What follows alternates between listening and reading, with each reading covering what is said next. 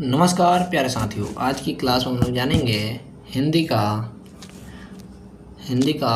Chapter number 4 जो कि नाखून क्यों बढ़ते हैं, जो कि वस्तुनिष्ठ एमसीक्यू वीवी ऑब्जेक्टिव क्वेश्चन है, जो कि लेखक की एक छोटी सी बेटी ने लेखक से प्रश्न किया था, नाखून क्यों बढ़ते हैं पिताजी, नाखून क्यों बढ़ते हैं।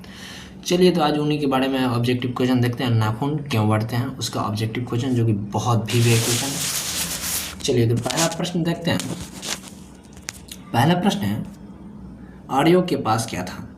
आर्यों के पास क्या था, तो इसका आंसर क्या हो जाएगा। मिट्टी का घर था, लोहे का अस्त्र था और घोड़े थे, इनमें से सभी। ऑप्शन नंबर डी हो जाएगा आंसर। चलिए अगला प्रश्न है जो कि 2 नंबर है, कामसूत्र किसकी रचना है। कामसूत्र किसकी रचना है, तो इसका आंसर क्या हो जाएगा। 2 का आंसर क्या हो जाएगा, तो क्या हो जाएगा, इसका आंसर आप लोग कमेंट कीजिएगा, ठीक है। इसका आंसर आप लोग कमेंट कीजिएगा कमेंट बॉक्स में। चलिए तो नेक्स्ट प्रश्न देखते हैं। दूसरा प्रश्न जो कि 3 नंबर है, प्राचीन मानव का प्रमुख अस्त्र शस्त्र क्या था। ये बहुत इजी क्वेश्चन है, जो कि क्या हो जाएगा, नाखून हो जाएगा। ऑप्शन नंबर सी हो जाएगा आंसर। चलिए अगला प्रश्न है, और हमारे इस चैनल पर नए हैं, चैनल को सब्सक्राइब कीजिए, लाइक कीजिए, क्लास को देखिए, शेयर कीजिए, ठीक है। लाइक करने में कोई कंजूसी मत कीजिए, जो कि बहुत भी क्वेश्चन दिखा रहे हैं, ठीक है। द्विवेदी जी को साहित्य अकादमी पुरस्कार किस रचना पर मिला था। किस रचना पर मिला था, तो क्या, आलोक पर्व पर, ठीक है। ऑप्शन नंबर ए हो जाएगा आंसर। चलिए अगला प्रश्न है जो कि 2 नंबर है, नाखून क्यों बढ़ते हैं के निबंधकार कौन है। कौन है, तो इसका आंसर क्या हो जाएगा। 5 का आंसर हो जाएगा आचार्य Hazari Prasad Dwivedi. Option number D हो जाएगा आंसर। चलिए अगला प्रश्न है जो कि 6 नंबर है, अलख तक का अर्थ क्या है। अलख तक का अर्थ क्या है, तो इसका आंसर क्या हो जाएगा। 6 का आंसर हो जाएगा बी, अलता, ठीक है। ऑप्शन नंबर बी हो जाएगा आंसर। चलिए अगला प्रश्न है जो कि 7 नंबर है, नखधार मनुष्य आज किस पर भरोसा कर रहा है।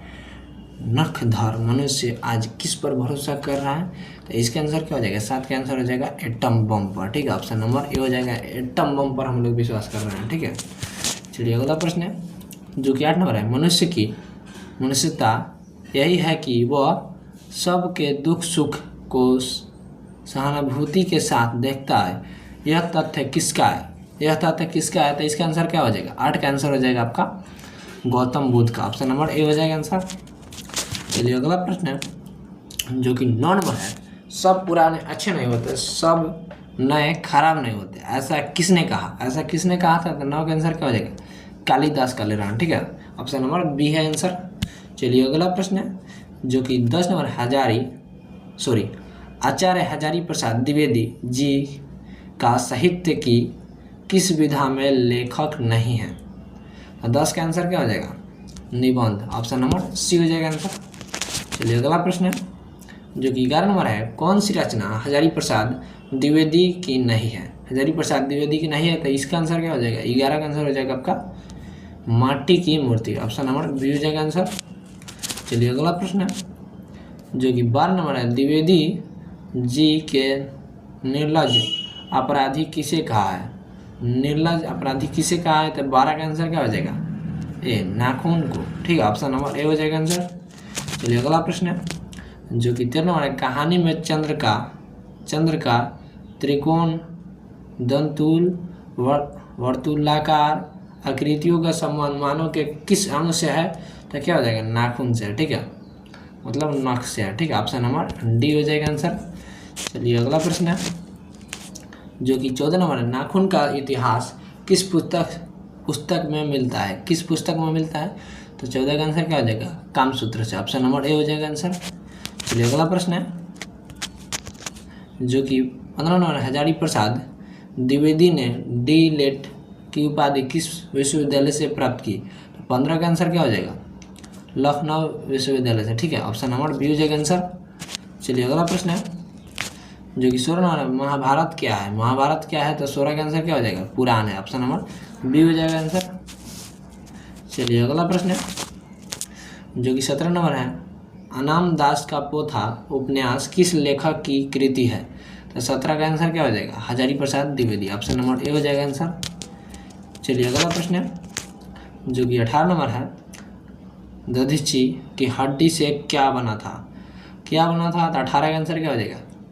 इंद्र का वज्र। ठीक है, इंद्र का जो इंद्र भगवान जो है, भगवान का देवता इंद्र भगवान, उनका अस्त्र मतलब अस्त्र जो होता है वो दधीची की हड्डी से बना है। ठीक है, ऑप्शन नंबर बी हो जाएगा। चलिए अगला प्रश्न है जो कि 19 नंबर हजारी प्रसाद द्विवेदी द्वारा रचित पाठ है। रचित पाठ है तो 19 का आंसर क्या हो जाएगा? नाखून क्यों बढ़ते हैं? ऑप्शन नंबर डी हो जाएगा आंसर। चलिए अगला प्रश्न है जो कि 20 नंबर है, सिकत का अर्थ क्या है? सिकत का अर्थ क्या है? तो 20 का आंसर क्या हो जाएगा? मोम। ऑप्शन नंबर डी हो जाएगा आंसर। चलिए अगला प्रश्न है जो कि 21 नंबर है, ललित निबंध है। ललित निबंध है तो नाखून क्यों बढ़ते हैं? ऑप्शन नंबर बी हो जाएगा आंसर। चलिए अगला प्रश्न है जो कि 22 नंबर है, पुराने का मोह सब समय वांछनीय ही नहीं होता, किस लेखक की पंक्ति है? किस लेखक की पंक्ति है? तो 22 का आंसर क्या हो जाएगा? Hazari Prasad Dwivedi. Option number C हो जाएगा आंसर।